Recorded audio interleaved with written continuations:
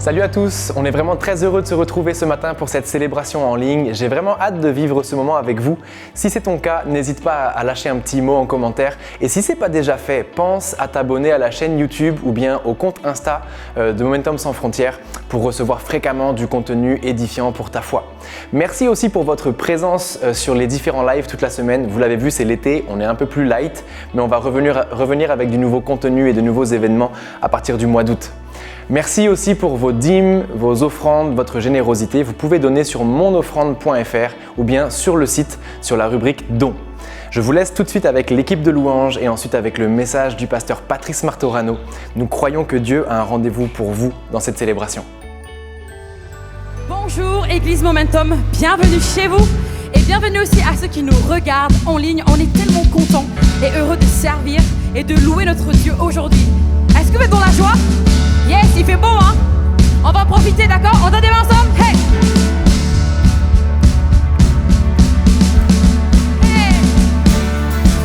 Comme ça?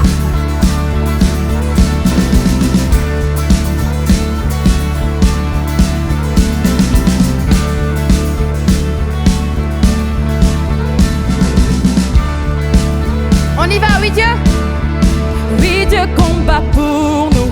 Dieu est avec nous, il a triomphé, oui, il a triomphé. Nous ne tremblerons pas, nous tiendrons debout. Jésus, tu es là. Oh, oh, oh, hey!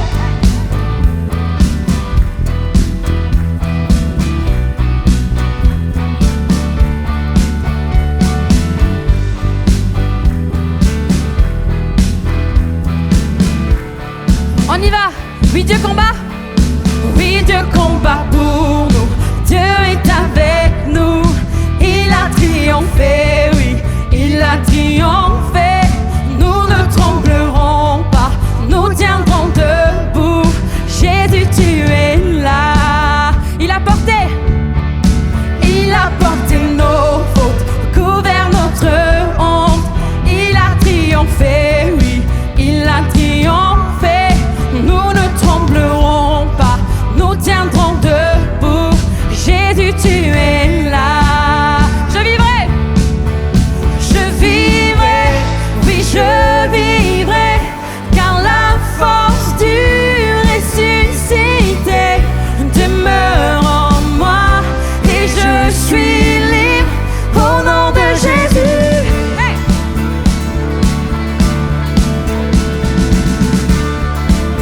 On y va, il a porté nos fautes, couvert notre honte. Il a triomphé, oui, il a triomphé. Nous ne tremblerons pas, nous tiendrons debout. Jésus, tu es là.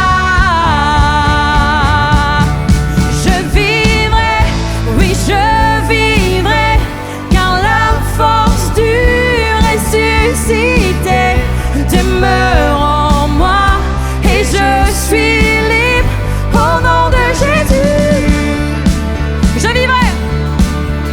Je vivrai, oui, je vivrai. Je veux chanter Christ révélé et déclarer: je suis guéri au nom de Jésus.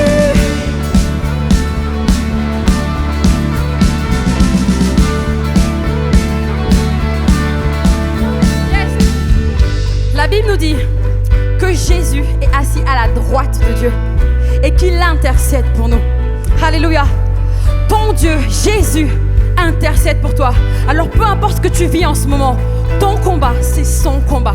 Et on va le déclarer ensemble. Est-ce que vous êtes prêts, Église? Hey!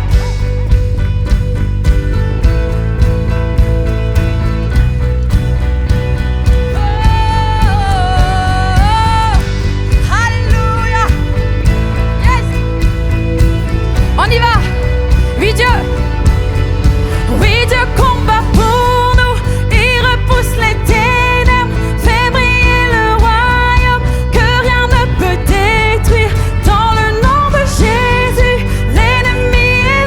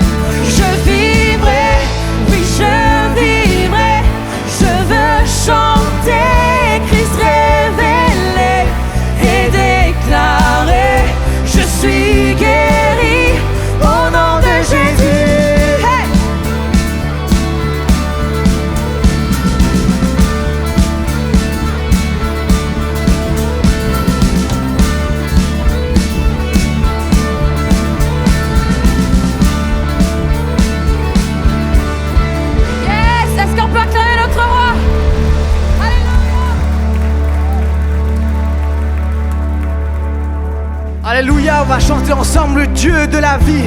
On va déclarer ce matin qu'en son nom nous avons la vie éternelle. Tapez des mains ensemble.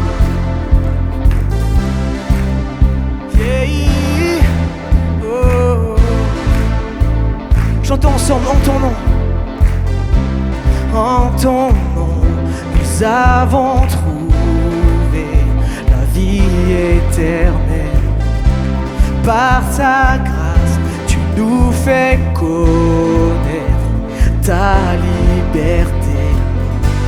Tu as tracé le chemin pour nous par ton amour.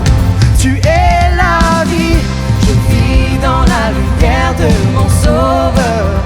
Je danse dans son amour pour toujours. Je chante comme si je marchais sur l'eau. Tu es la vie, tu vis en moi. Sur un ciel gris, sur un ciel gris, ta lumière jaillit de mille couleurs vives. Par ta vie, tu nous conduis, que toute la terre voit. Tu as tracé le chemin pour nous, par ton amour. Tu es la vie, je vis dans la lumière de mon Sauveur. Je danse dans son amour pour toujours. Je chante comme si je marchais sur l'eau. Tu es la vie, tu vis en moi. Je donne ma vie pour te suivre, car ton amour seul me suffit. Tu es la vie, tu es la vie, tu vis en moi. Pour que ce monde puisse voir ta grâce, pour que ce monde puisse voir que tu es Dieu, à jamais sois élevé. Celui qui tient tout l'univers et chaque cœur qui bat sur toute la terre. Jésus soit élevé. Tu es la vie, je vis dans la lumière de mon Sauveur. Je danse dans son amour pour toujours. Je chante comme si je marchais sur l'eau. Tu es la vie, tu vis en moi. Je donne ma vie pour te suivre, car ton amour seul me suffit. Tu es la vie, tu es la vie, tu vis, tu es la vie, tu es la vie, tu es la vie, tu vis en moi. Alléluia, Seigneur. On le reprend une dernière fois. Je vis dans la lumière. Je vis dans la lumière de mon Sauveur. Je chante dans son amour pour toujours. Je chante comme si je marchais sur l'eau. Tu es la vie, tu vis en moi. Je donne ma vie pour te suivre, car ton amour seul me suffit. Tu es la vie, tu es la vie, tu vis en moi.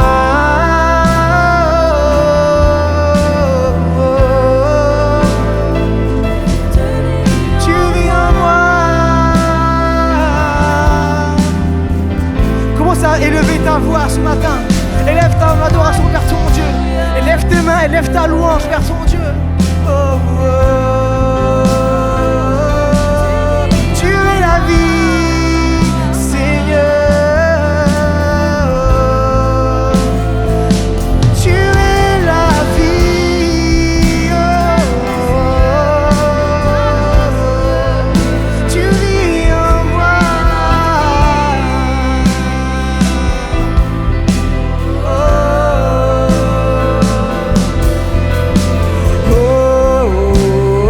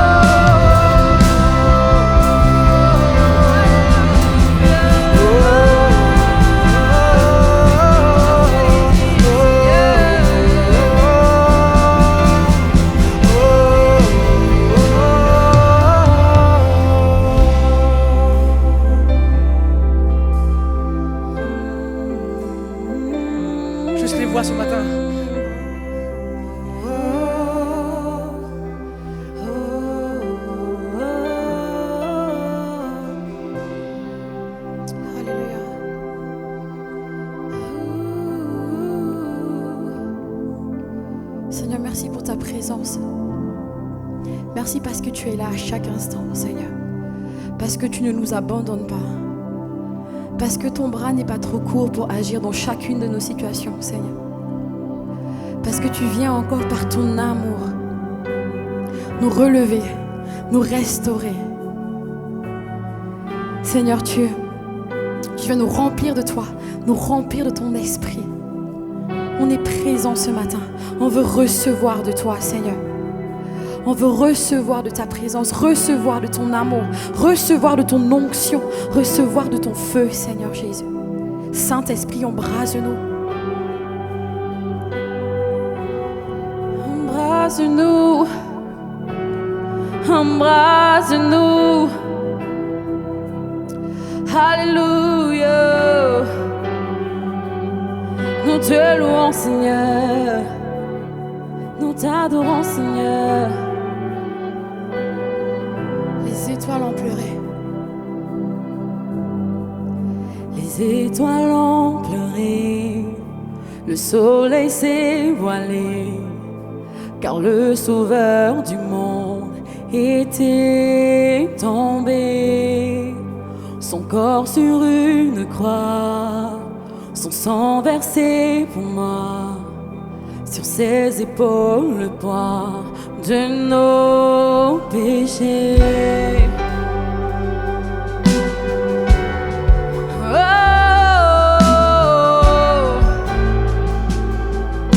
alléluia. À son tout dernier souffle. À son tout dernier souffle. Le ciel s'est détourné. Le Fils de Dieu gisait dans les ténèbres, une guerre dans le tombeau, livrée contre la mort, pour terrasser l'enfer à jamais. Alors la terre trembla, la pierre fut roulée, l'amour parfait n'a pu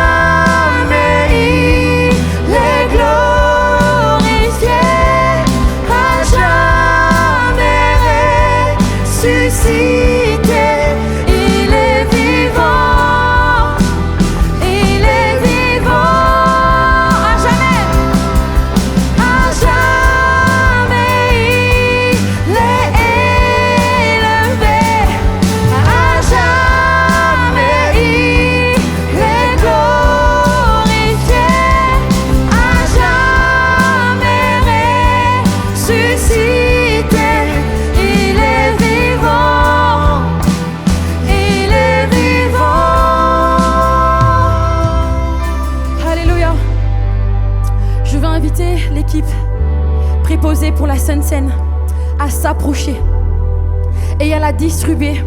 On va garder les éléments dans les mains pour les prendre ensemble tout à l'heure. Alléluia. Seigneur Jésus, tu es bon. La Bible nous dit dans Éphésiens chapitre 2 au verset 1: Vous étiez morts par vos offenses et par vos péchés, dans lesquels vous marchiez autrefois, selon le train de ce monde, selon le prince de la puissance de l'air, de l'esprit qui agit maintenant dans les fils de la rébellion. Mais Dieu qui est riche en bonté, à cause du grand amour dont il nous a aimés, nous qui étions morts par nos offenses, nous a rendus à la vie avec Christ. C'est par grâce que vous êtes sauvés. C'est par grâce que nous sommes sauvés. Il nous a ressuscités ensemble et nous a fait asseoir ensemble dans les lieux célestes en Jésus-Christ. Alléluia. Tu es assis dans les lieux célestes. Notre Dieu est mort, mais il est ressuscité pour qu'aujourd'hui on ait la vie éternelle, la vie en abondance. Alléluia. Est-ce que tu le crois ce matin? C'est plus que des mots, c'est une réalité. Réalise-le aujourd'hui. Tu as la vie éternelle en Jésus. Alléluia, Seigneur Jésus. Merci pour ta vie. Avant de prendre ces éléments, prends juste un temps pour parler à ton Dieu aujourd'hui, pour lui dire merci. Alléluia, merci Seigneur. Merci Seigneur pour qui tu es. Alléluia, merci Seigneur pour qui tu es. Merci Seigneur. Alléluia. Toi seul est digne, Seigneur. Toi seul est digne, Seigneur. Alléluia. On va prendre ensemble ces éléments. La coupe. En nous remémorant ce que Jésus a fait à la croix pour nous. Mangeons ensemble, buvons ensemble. Alléluia. Seigneur, tu es Dieu. Alléluia. À la fin, vous pourrez faire passer les coupelles en bordure de rangée. Et l'équipe va les ramasser.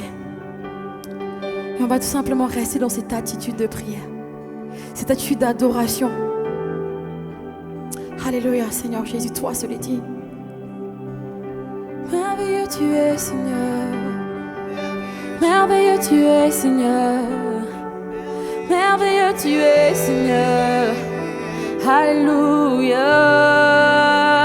Merveilleux tu es, Seigneur. Église, fais monter ta louange. Ne ferme pas ta bouche aujourd'hui. Fais monter ta louange et lève tes mains. Adore ton Dieu. Prends un temps.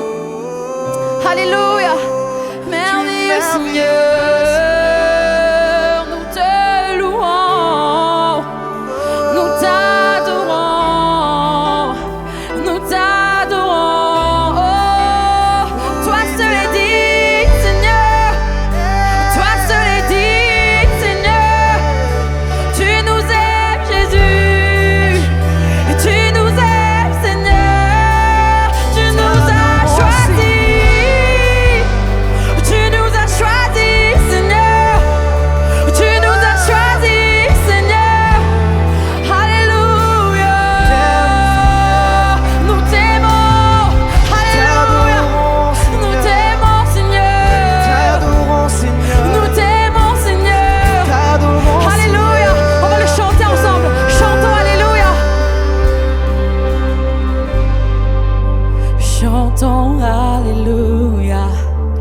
Chantons Alléluia, chantons Alléluia, Jésus a triomphé.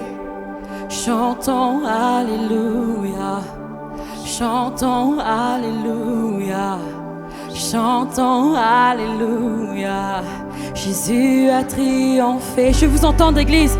Chantons Alléluia. Plus fort, Église. Chantons Alléluia. Alléluia. Chantons Alléluia, Jésus a triomphé. Chantons Alléluia, chantons Alléluia, chantons Alléluia, Jésus a triomphé. Chantons Alléluia, chantons Alléluia, chantons Alléluia, Jésus a triomphé. Chantons Alléluia, chantons Alléluia, chantons Alléluia, Jésus a triomphé.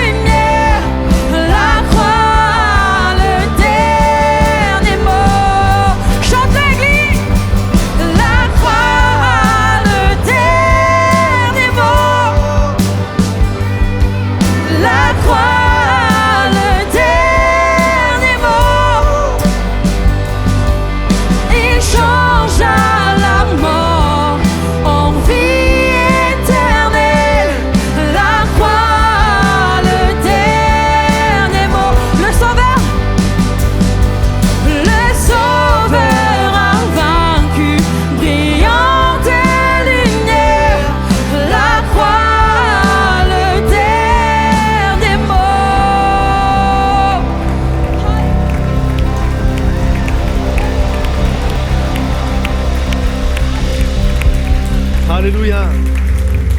Est-ce qu'il y a des gens reconnaissants dans ce lieu que Jésus va avoir le dernier mot, que la croix a eu le dernier mot? La Bible dit ceci: je sais que mon Rédempteur est vivant et qu'il se lèvera le dernier. Celui qui va se lever le dernier, ce n'est pas le divorce, ce n'est pas la maladie, ce ne sont pas les guerres, ce ne sont pas les famines, ce ne sont pas les souffrances en tout genre. Celui qui va se lever en dernier, c'est mon Rédempteur. Et que ceux qui le croient disent Amen et applaudissent bien fort ce Rédempteur éternel. Hey, tu t'es très certainement connecté ce matin et tu as juste envie de parler à quelqu'un, tu as besoin de prière, tu me dis JM, une fois de plus, j'ai besoin que quelqu'un m'écoute. J'ai besoin de partager mon cœur à quelqu'un ce matin. Je porte un poids qui est trop lourd à porter seul et j'ai besoin vraiment de parler à quelqu'un. J'ai une bonne nouvelle pour toi. À l'instant où tu m'entends, il y a une équipe de conseillers qui est là présentement derrière le chat sur YouTube. Et ils attendent qu'une seule chose, c'est que tu puisses cliquer sur le formulaire, remplir 2-3 infos sur le formulaire et à l'issue de ce message, à l'issue de cette célébration, une équipe de conseillers va prendre le téléphone, t'appeler, t'écouter, partager avec toi, mais surtout prier avec toi. Donc je t'encourage vivement à cliquer directement sur le formulaire qui est dans le chat. Ne passe pas à côté de cette opportunité afin qu'un conseiller puisse prier avec toi. Il n'y a plus qu'à te souhaiter un excellent message et à tout à l'heure. Je vous souhaite à chacun la bienvenue dans ce lieu. Avant de vous asseoir, prenez un instant, s'il vous plaît, saluez les gens autour de vous. Il y a plein de nouveaux qui sont là. Il y a plein de gens qui nous visitent et qui sont là. On est dans la joie de vous recevoir ici à l'église Momentum. Et pour ceux qui sont sur Internet, sur Momentum Sans Frontières, on est dans la joie d'être ensemble. Est-ce qu'on peut accueillir chaleureusement tous ceux qui sont sur Momentum Sans Frontières? Soyez tous les bienvenus. On est dans la joie de se recevoir. J'aime que nous puissions nous saluer au début. Je sais qu'il y en a au bout d'un certain temps, ça va, mais je pense que c'est quelque chose d'important. Il y a des gens, vous êtes là pour là ou les premières fois, et je pense que c'est important que personne ne quitte ce lieu sans recevoir un bonjour et un sourire de quelqu'un.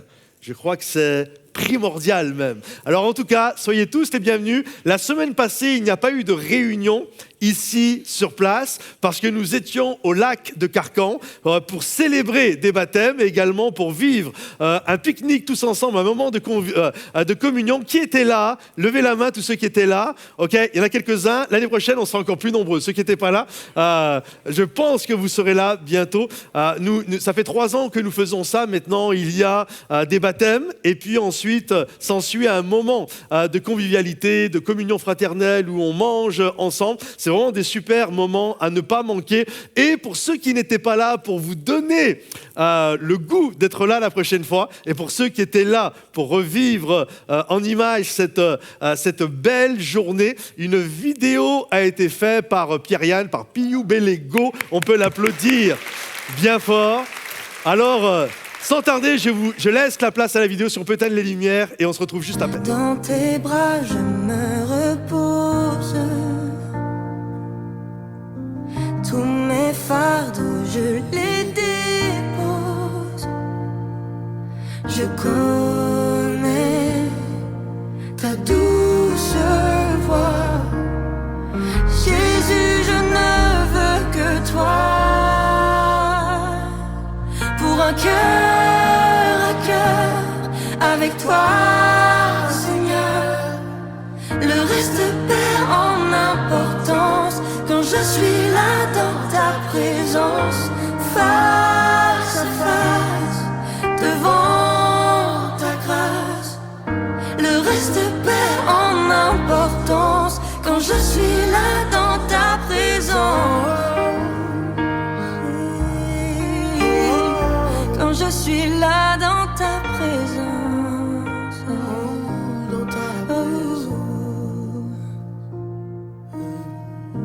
Je plie le genou, j'abandonne tout. Le seul désir de mon cœur, c'est ton cœur.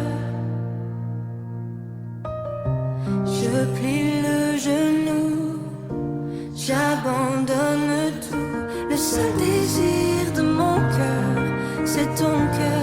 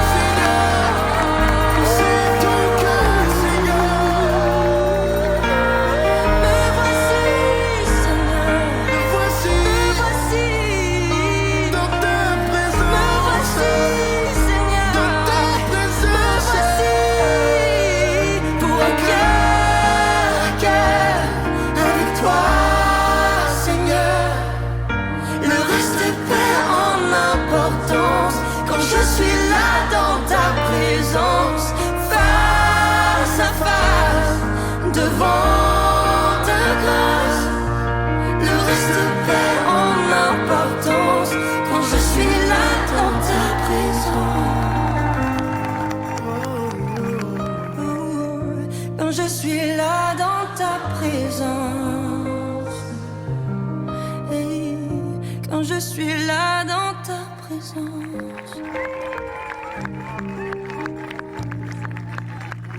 Est-ce qu'on peut applaudir bien fort?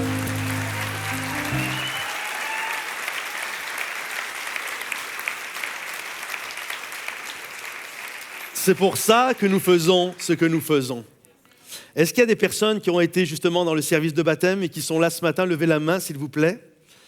Il y en a quelques-uns, 2, 3, 4, 5. Est-ce que vous pouvez vous lever? J'aimerais qu'on puisse prier pour vous. Levez-vous, s'il vous plaît. Levez-vous, levez-vous, levez-vous. Il y en a quelques-uns. On peut les applaudir aussi.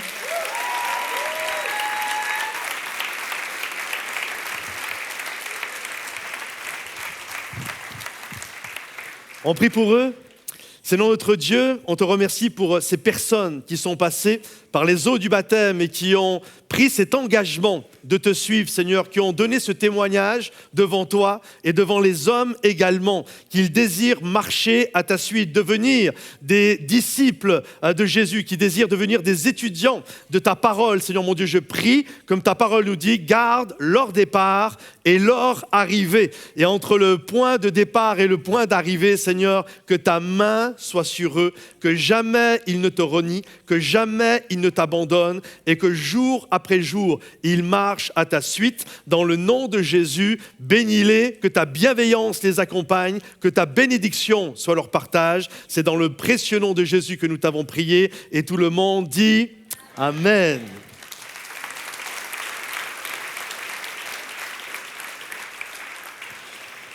C'est une joie de voir, de célébrer des baptêmes et de réaliser toute la beauté qu'est la nouvelle naissance, une vie qui redémarre. On peut redémarrer à zéro avec le Seigneur. Il peut poser sa main sur nous afin que les choses anciennes passent et que toutes choses deviennent nouvelles.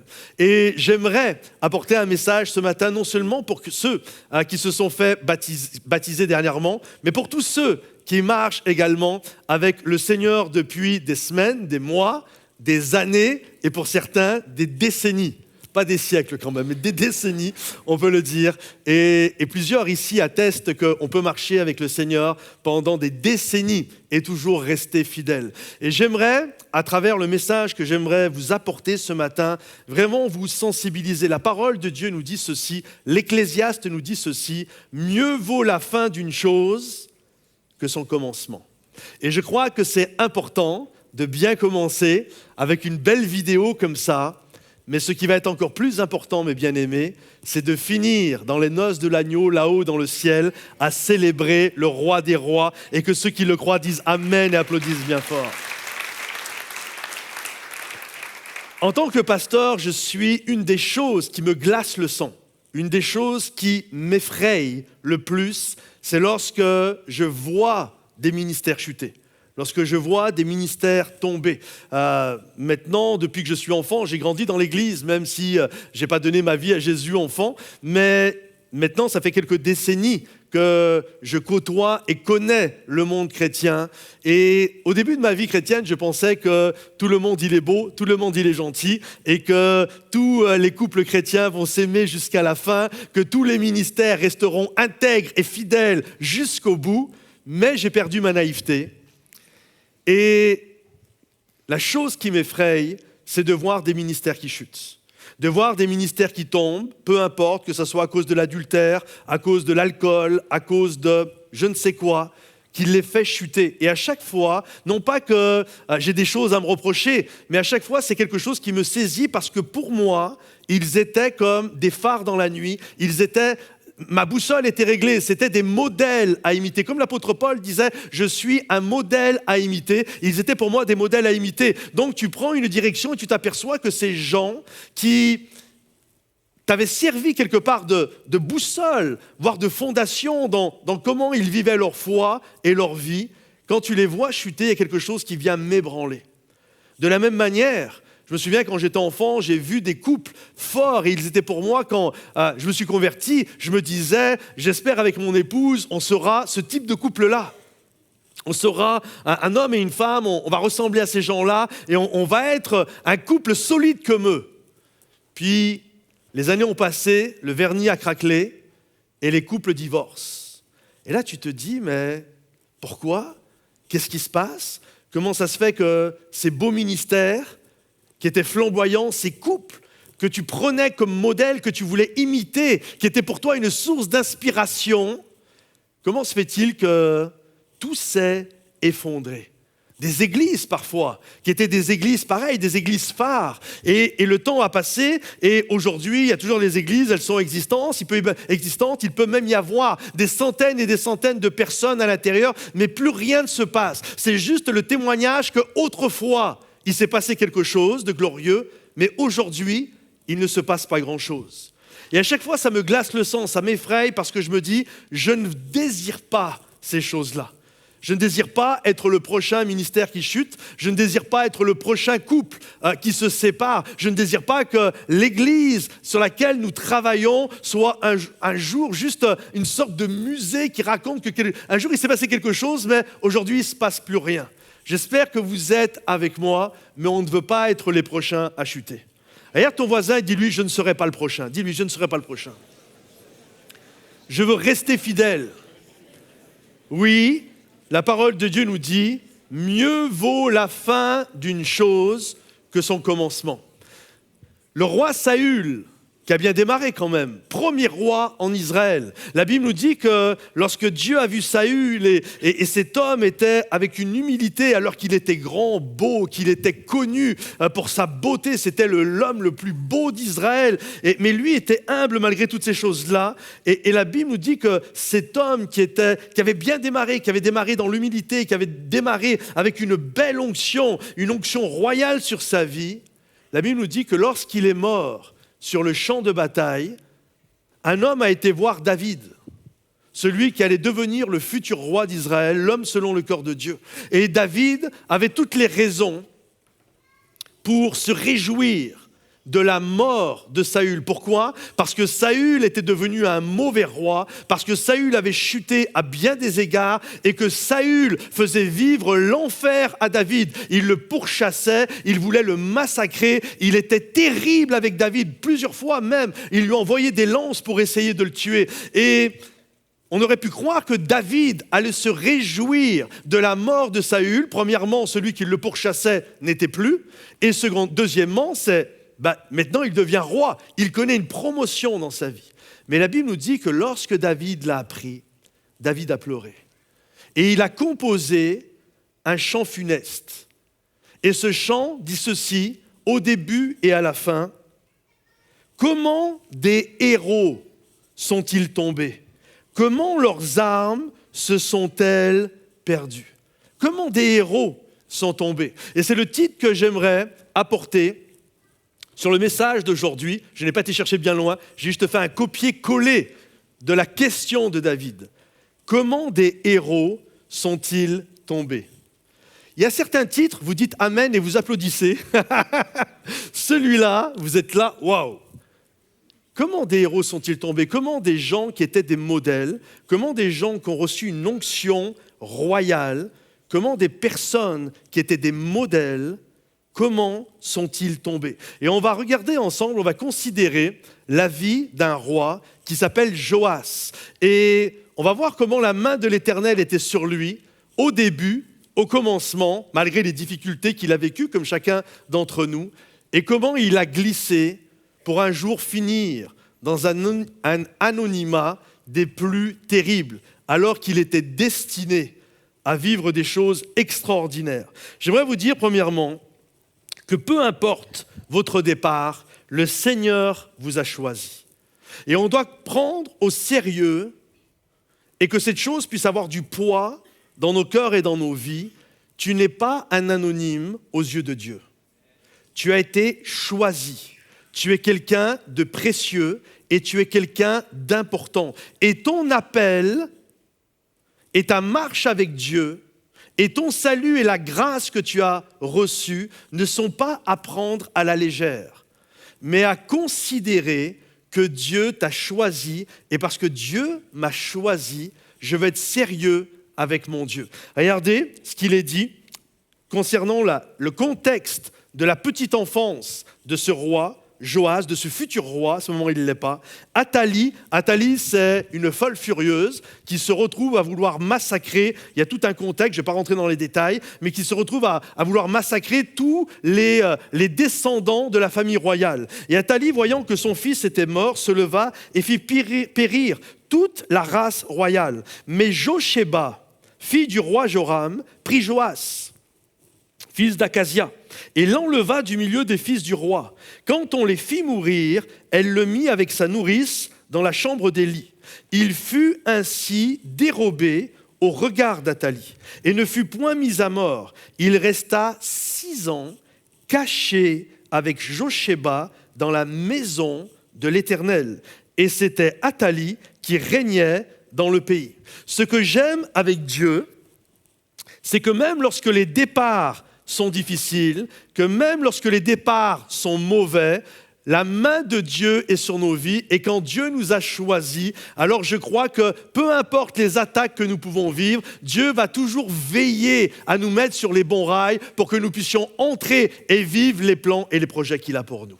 Je le suis persuadé. Et quel que soit, c'est quand même un début de vie assez compliqué que va vivre le petit Joas. On veut le tuer et il va se retrouver caché, pas n'importe où, dans la maison de l'Éternel, mais il va se retrouver littéralement caché. Et j'aimerais te dire, même si tu as été mis de côté, Dieu t'a choisi. Même si tu as été méprisé, Dieu t'a choisi. Même si tu as été caché dans un coin parce que, il ne faut vraiment pas qu'on te voie, Dieu t'a choisi. Et je crois que la main de Dieu, et je crois que le regard de Dieu est sur chaque personne dans ce lieu et que ceux qui le croient disent Amen. Même si c'est difficile, même si c'est compliqué, même si je n'ai pas eu la plus belle des enfances, Dieu m'a choisi. Et ce qu'il y a d'extraordinaire, c'est que Joas, malgré ce départ qui semble très compliqué, a été caché, et pas n'importe où. Il a été caché dans un lieu spirituel. Et j'ai noté que parfois, nous partons mal dans la vie, et le plan de Dieu est attaqué. Le plan de Dieu en nous est attaqué. Et on le voit, on essaye de nous tuer parfois par des paroles de mort. Des prophéties de malheur, les prophéties de malédiction, et on les reçoit parfois dans nos vies, et si on n'y prend pas garde, on croit ce qui a été dit, des choses mauvaises qui ont été dites, et on va accomplir inconsciemment ces prophéties de malheur. Et des moments, on est là, on va être attaqué, où nos rêves sont tués, et c'est un principe qu'on voit partout à travers la parole de Dieu. Dans l'Ancien Testament, dans le Nouveau Testament, on voit par exemple là Athalie qui va vouloir tuer Joas, tuer le plan de Dieu, tuer le projet. On voit les frères de Joseph qui vont vouloir tuer Joseph, qui vont vouloir avorter le plan de Dieu dans sa vie. On voit plein de passages, on voit Hérode qui va vouloir tuer Jésus dans le Nouveau Testament. On va voir Moïse, Pharaon va essayer il va carrément tuer plein de petits garçons pour essayer de tuer Moïse. Et on voit tout le temps le plan de Dieu alors qu'il y a un projet, alors que nous sommes porteurs de quelque chose de créateur dans nos vies. On voit que l'ennemi ne l'entend pas ainsi. Et il va tout faire pour essayer de nous détruire. Mais j'ai une bonne nouvelle pour vous. L'ennemi ne peut rien lorsque nous sommes cachés en Dieu. L'ennemi, le diable lui-même, Satan lui-même, ne peut rien vous faire quand vous êtes cachés dans un lieu spirituel, quand vous êtes cachés dans la présence de Dieu. Et ça, il ne peut rien faire, et il le sait. D'ailleurs, la Bible dit ceci, j'ai l'assurance que ni la mort, ni la vie, ni les anges, ni les dominations, ni les choses présentes, ni les choses à venir, ni les puissantes, ni la hauteur, ni la profondeur, ni aucune autre créature ne pourra nous séparer de l'amour de Dieu manifesté en Jésus-Christ, notre Seigneur. Et en fait, la Bible dit, personne ne peut nous séparer de l'amour de Dieu. Et là, tu as envie de dire, ah ouais? Et moi, j'en connais qui ont abandonné quand même. Il est beau ce verset, on a envie de dire amen, mais on connaît tous des gens, pour ceux qui sont chrétiens depuis un peu plus d'1 an, on connaît tous des gens qui ont abandonné la foi. Mais on ne doit pas oublier le début de ce chapitre de Romains 8. Il n'y a plus aucune condamnation pour ceux qui sont en Jésus. c'est un lieu géographique. Pour ceux qui sont cachés dans un lieu spirituel, pour ceux qui logent, qui habitent dans la présence de Dieu. Alors ceux-ci, rien ne peut les séparer de l'amour de Dieu. Rien, aucune extrême. Paul prend toutes les extrêmes. Il prend la mort, il prend la vie, il prend les anges, il prend les démons, il prend la hauteur, il prend la profondeur. Il dit, quand nous sommes cachés en Jésus, rien ne peut nous séparer de Dieu. Et je crois que lorsque nous sommes cachés en Dieu, et j'aimerais dire à chaque personne dans ce lieu, quels que soient les combats que tu vis, spirituels, physiques, psychologiques, sois caché en Dieu. Parce que quand tu es logé, caché, placé, tu habites dans la présence de Dieu, l'ennemi n'a pas d'accès sur ta vie. Parce que tu es caché en lui. Tu es en lui. Même si tu vis des combats, tu es caché en lui. Et c'est vraiment ce que vivait à ce moment-là Joas. Il a été caché dans un lieu spirituel. Puis à un moment donné, et ça nous arrive tous dans notre vie chrétienne, on ne va pas rester, on devrait tout le temps, tous les jours, prendre un temps pour être caché dans la présence de Dieu. Mais là, Joas va vivre quelque chose que beaucoup d'entre nous vivons, ou que nous avons vécu, moi le premier, où nous sortons de cette présence-là, et c'est là que le mal commence à arriver. C'est là que le bas blesse. Et j'ai noté quelques obstacles, 3 obstacles, qui ont amené ce Joas, qui était caché en Dieu, avec un avenir formidable, qui ont amené Joas à glisser, à chuter, et à mal finir. Alors bien sûr, ce n'est pas exhaustif, on pourrait trouver une liste d'une quinzaine de raisons de pourquoi nous chutons, mais c'est un message biographique sur la vie de Joas, et on va regarder 3 choses dans la vie de Joas, qui sont quand même assez, de manière générale, qui peuvent quasiment tous nous arriver, et qui amènent justement ce glissement jusqu'à la catastrophe annoncée. Premier obstacle, vivre dans le syncrétisme, le mélange. Alors, certains vous allez dire, mais c'est quoi le syncrétisme ? Moi, la première fois que j'ai entendu ça, c'est quoi ? C'est un gros mot ce truc ? C'est quoi le syncrétisme ? Le syncrétisme, c'est un mélange de doctrines. C'est-à-dire qu'en fait, on mélange plein de choses. Et lorsque nous commençons à mélanger, par exemple, on sait que le christianisme, à un moment donné, a été paganisé. C'est-à-dire qu'il y a eu un syncrétisme. C'est-à-dire que quand on a, après l'an 313, et que le christianisme a été reconnu comme religion d'État, tout le monde devait devenir chrétien. Sauf qu'il y avait des pratiques païennes qui se faisaient à l'époque, et des gens n'avaient pas spécialement envie de devenir chrétiens. Donc, on prenait certains rites qu'ils faisaient, et on les a accommodé avec le christianisme. Et c'est ça qu'on appelle le syncrétisme. C'est-à-dire qu'on mélange tout. On mélange tout et on laisse des choses. Et lorsqu'on commence à laisser des choses dans nos vies, mélanger certaines choses dans nos vies, c'est là que l'ennemi réussit à prendre le dessus. On le voit, lorsque l'Église primitive a commencé, il y a eu des persécutions, 10 grandes persécutions, où on a massacré des chrétiens. Et vous savez quoi ? En fait, l'ennemi, c'est exactement comme pour Joas. L'ennemi avait beau rugir, l'ennemi avait beau faire du mal, il n'arrivait pas à extirper la foi des chrétiens. Alors, l'ennemi a développé une ruse qu'il avait déjà développée d'ailleurs avec le peuple d'Israël. Je ne sais pas si vous vous souvenez de ce passage, pour ceux qui connaissent un peu les histoires de la Bible. À un moment donné, le peuple d'Israël arrive dans un endroit, et là, il y a un roi Kapor, Balak, et il va chercher un sorcier. Il va chercher un sorcier qui s'appelle Balaam. Et il dit à Balaam, écoute, maudis le peuple d'Israël, lance des sorcelleries, lance de la divination, lance des sorts, lance des malédictions au peuple de Dieu. Comme ça, je suis sûr que je vais être tranquille parce que leur Dieu est trop fort. Et lorsque Balaam arrive et qu'il désire lancer ses incantations contre le peuple de Dieu, la réalité, la seule chose qui sort de sa bouche, vous savez c'est quoi ? Ce sont des bénédictions. Et là, il se retourne, il regarde Balak, il dit, mais la sorcellerie, la divination ne peut rien contre le peuple de Dieu. J'ai beau essayer de lancer des flèches, j'ai beau essayer de lancer de la sorcellerie, de la divination, ça ne marche pas. Ça ne fonctionne pas contre le peuple de Dieu. Et là, plusieurs fois, il essaye, il dit, la divination ne marche pas. Et là, Balaam a une idée. ce qu'on appelle la doctrine de Balaam qu'on retrouve dans l'Apocalypse. Il a une idée. Il a dit, je ne peux pas les maudire, je ne peux pas faire de la sorcellerie contre eux, mais je peux les compromettre. Envoyons des femmes, des prostituées, qui vont aller coucher avec les hommes et en même temps qui vont amener nos divinités au milieu du peuple de Dieu. Ah ouais, tu crois que ça va marcher? Faisons ça. La sorcellerie peut rien, mais ça, on peut essayer d'infiltrer le peuple comme ça. Et c'est ce qu'ils ont fait, et ils ont réussi. C'est ce qu'on appelle le syncrétisme.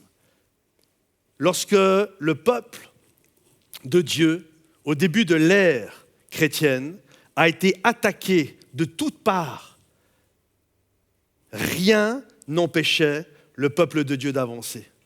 Puis le syncrétisme est arrivé, le mélange, l'acceptation de certaines choses, et le peuple de Dieu a été paralysé pendant des siècles et des siècles.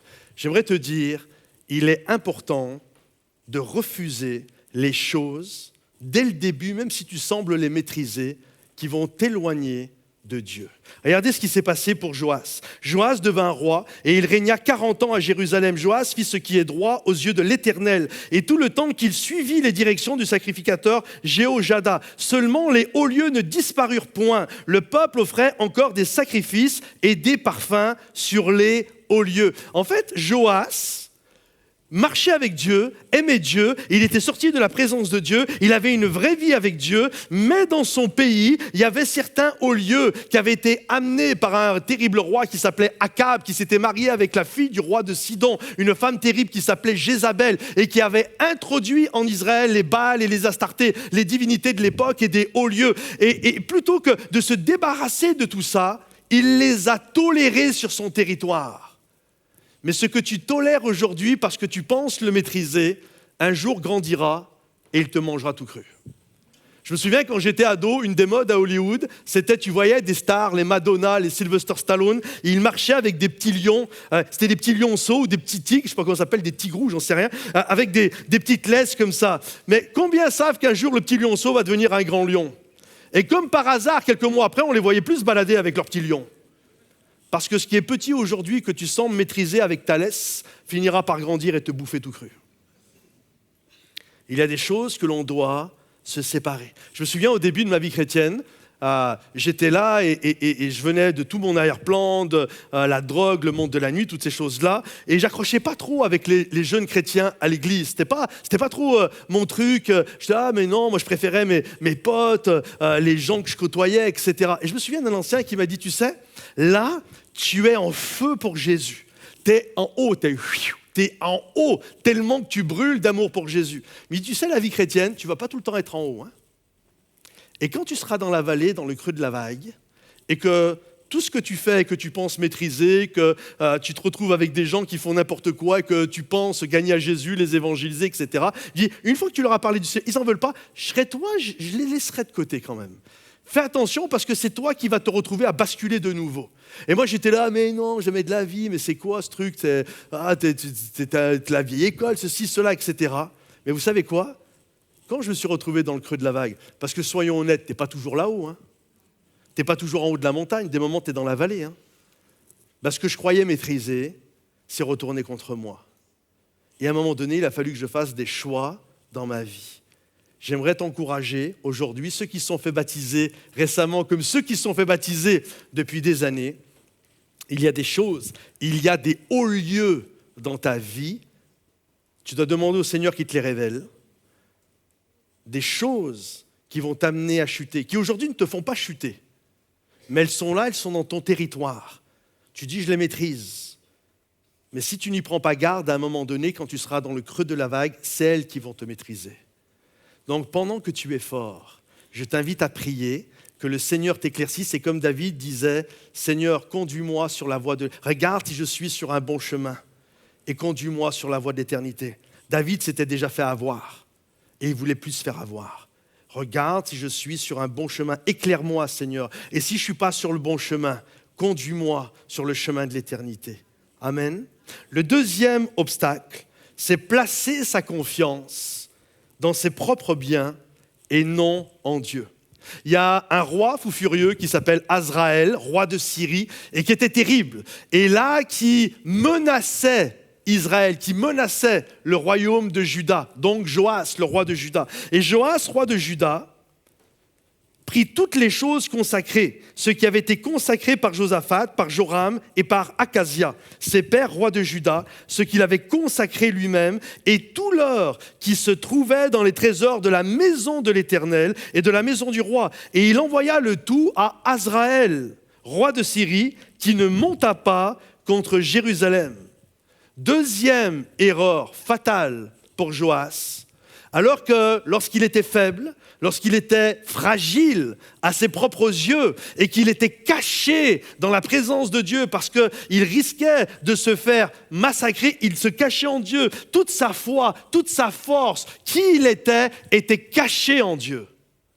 Le jour où il a accédé à la royauté, à une position sociale, et en même temps accédé à des biens innombrables et qu'il est devenu riche, d'un seul coup, son centre de protection s'est déplacé. De Dieu, son centre de protection s'est déplacé sur sa position et sur son argent. Et lorsque le danger est arrivé, plutôt que de retourner dans la présence de Dieu, en qui il n'y a aucune condamnation, en qui rien ne peut m'éloigner de sa présence, la mort, la vie, les démons, les anges, la hauteur et la profondeur, plutôt que de rester en Dieu et de trouver sa force, sa sécurité en Dieu, il a trouvé sa sécurité dans ses biens. Il dit, ok, il vient contre moi, on a de l'argent, vas-y, fais un chèque, on va se débrouiller. C'est comme ça que ça va marcher. Deuxième erreur fatale.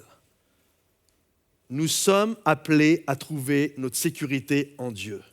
Ça ne veut pas dire que Dieu ne veut pas que tu aies une belle position sociale et que tu ne gagnes pas bien ta vie. Ça n'a rien à voir avec ça. Je t'encourage même à développer, faire des études, ce que tu veux, et avoir une bonne position sociale et être le plus riche possible.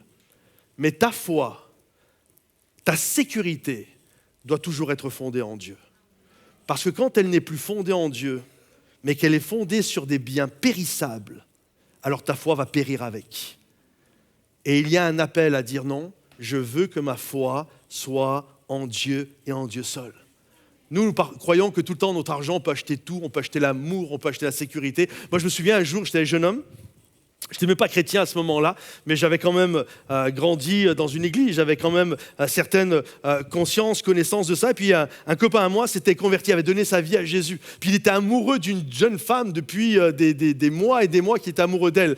Et là, un jour, il vient, moi j'étais vendeur, je vendais des chaînes IFI, toutes ces choses-là. Et il vient, il me dit, ouais, j'aimerais acheter cette chaîne parce que j'aimerais faire un cadeau à telle fille. Il est amoureux d'une fille, j'aimerais lui faire un cadeau. Et moi, je savais que cette fille, elle était amoureuse, qu'elle allait sortir avec mon cousin. Je savais, parce qu'avec mon cousin, on se parlait tout le temps. Donc, je le savais.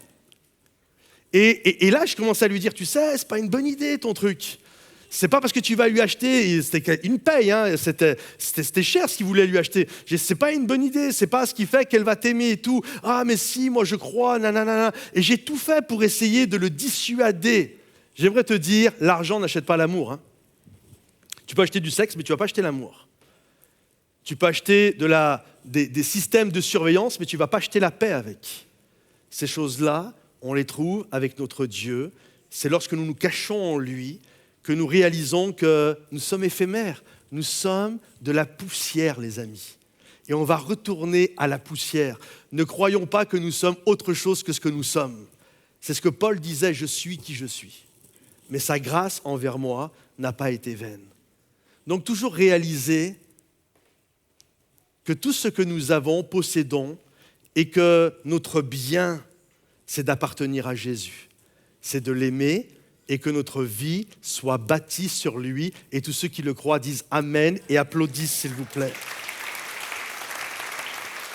Troisième et dernier obstacle, ne plus accepter, ça c'est terrible, ne plus accepter d'être enseigné. Je demandais aux musiciens si on peut les rappeler, s'il vous plaît.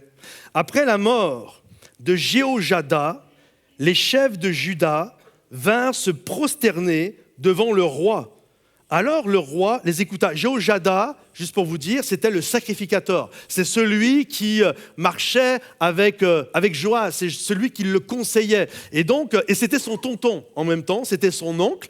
Et c'est lui qui avait pris soin de lui, de l'éduquer. Okay, et après la mort, tant que Jéhojada était là, même s'il y avait des petits trucs qui n'allaient pas trop, Jéhojada quand même était là pour lui donner un repère. Mais Jéhojada va mourir.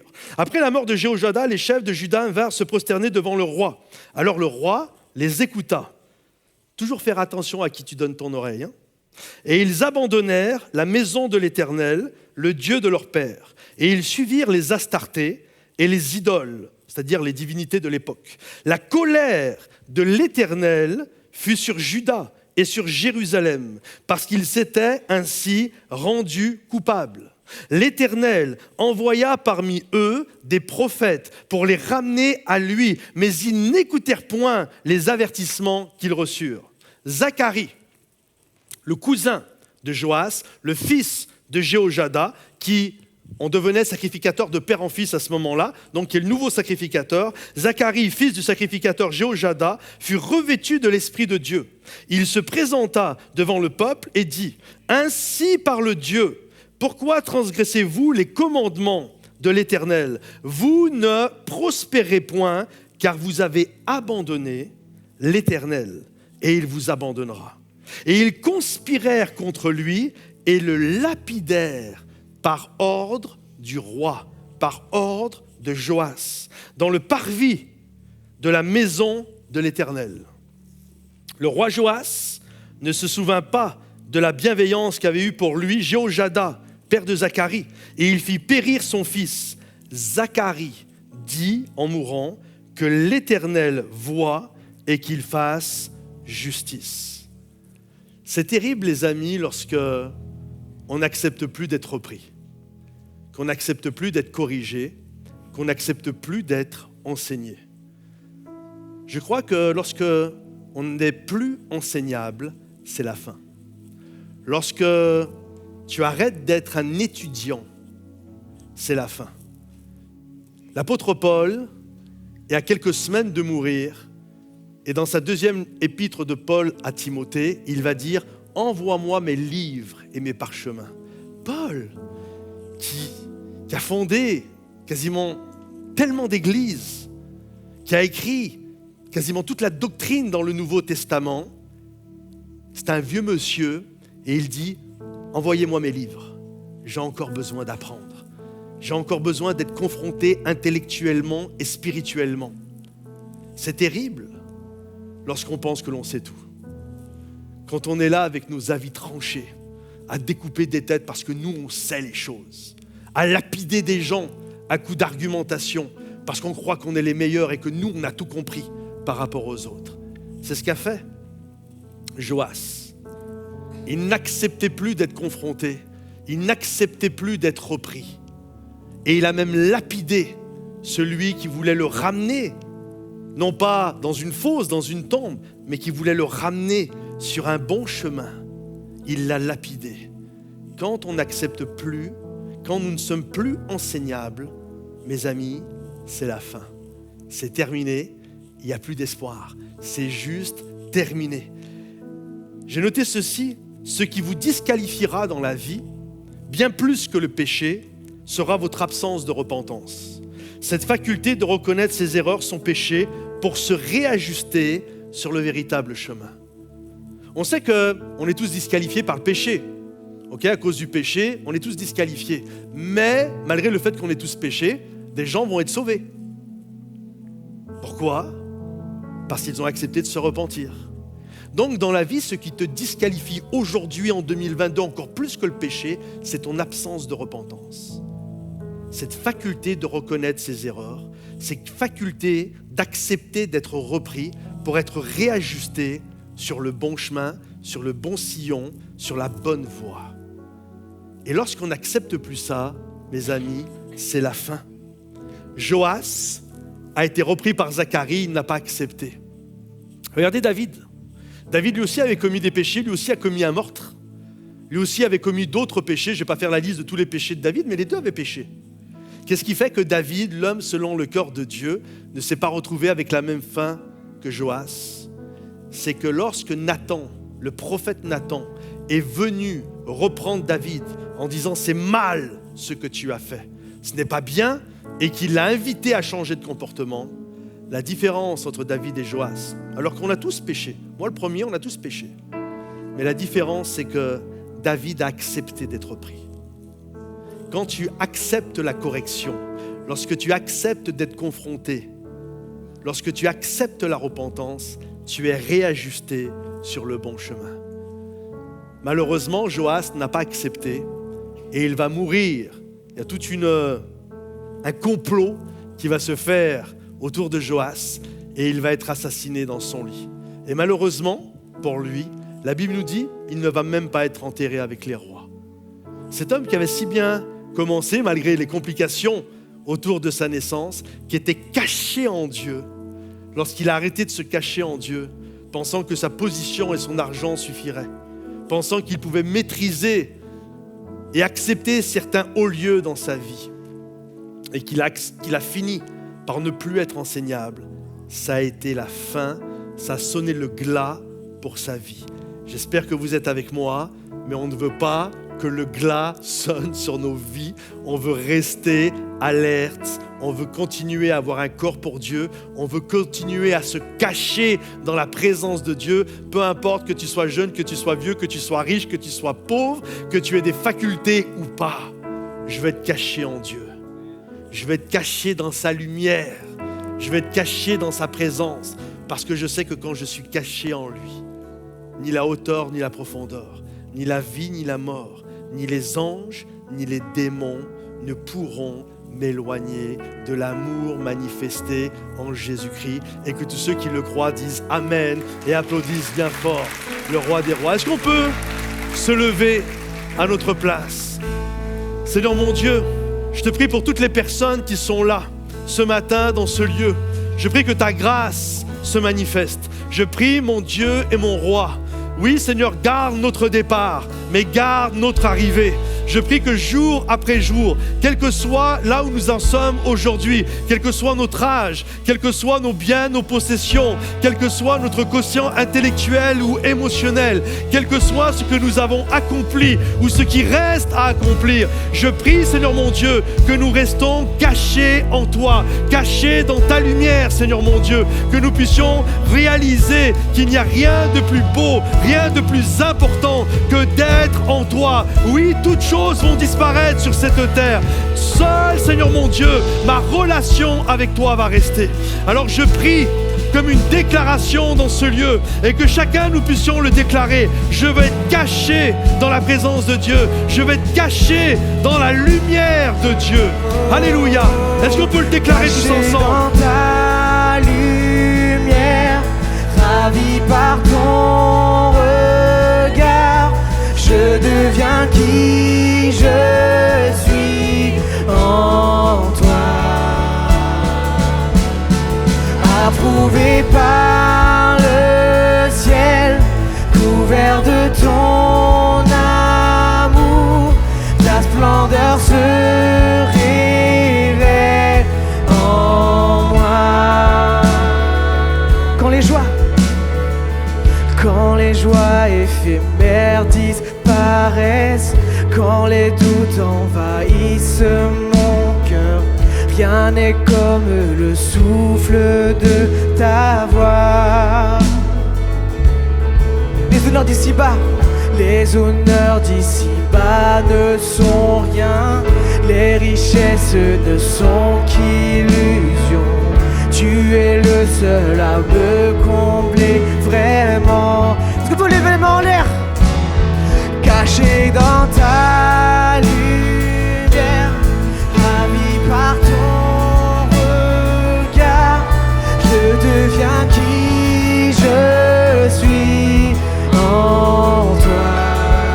Oh, approuvé par le ciel, couvert de ton amour, ta splendeur se révèle en moi.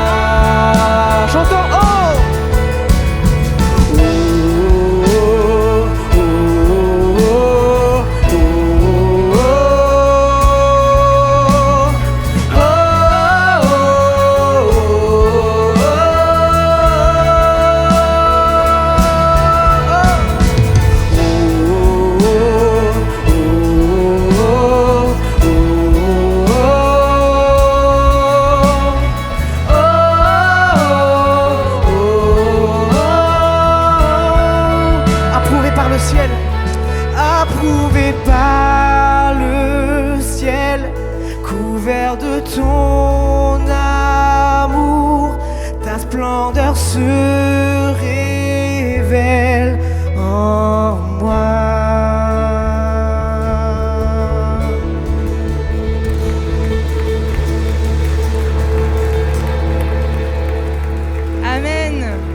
Seigneur, nous te rendons grâce pour ce message, on te remercie, ce message qui nous rappelle que rien ne peut nous séparer de toi, mon Dieu, que rien ne peut se mettre entre nous de tant qu'on reste caché dans ta présence. Alors ma prière pour chacun ce matin, c'est qu'on puisse se rappeler d'être fidèle, de demeurer enseignable, confiant en toi. Amen. J'espère que cette célébration vous a béni, qu'elle vous a encouragé, qu'elle a édifié votre foi pour commencer une nouvelle semaine. Merci vraiment au pasteur Patrice Martorano, à toute l'équipe de Louange pour ce matin. Si tu as été béni justement, si tu as été challengé positivement dans ta foi, alors n'hésite pas, saisis l'occasion dans cette semaine pour être toi-même un sujet de bénédiction, un sujet de témoignage de ce que Dieu a fait dans ta vie auprès de ton entourage dans cette semaine qui s'ouvre. Avant qu'on se dise au revoir, simplement partager quelques annonces, quelques informations avec toi.